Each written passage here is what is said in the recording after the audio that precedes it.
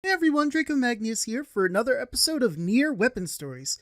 This time we're covering Transience, which is another weapon that is Nier exclusive. Before we begin, however, something that I learned going through the wiki for this particular weapon, because I didn't notice it in my own, Transience actually looks very similar, if not exactly like the spears used by the Men of the Mask from Facade. So it's possible that the spear was gifted to Nier within the 5 years after Yona's capture. But with that little bit of trivia out of the way, why don't we get started and summon the spear in question? Those people were scarily hardworking. They tore through forests and hunted animals, though they had no need. They learned how to preserve food that they could not finish, and tried to unnecessarily save up money. However, there were none who questioned this, because everyone was doing it.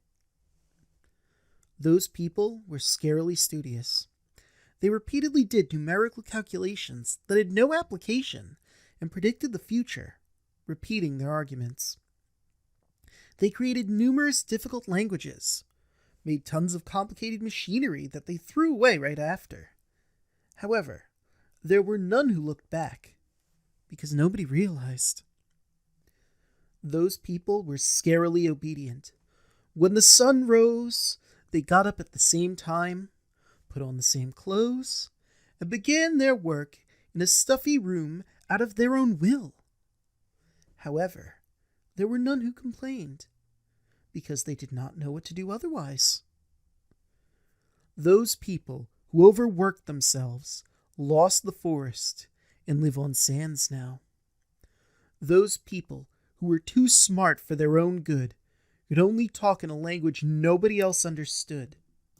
Those people who behaved too well could not defy the laws that were continuously made, and lived surrounded by tens and thousands of laws.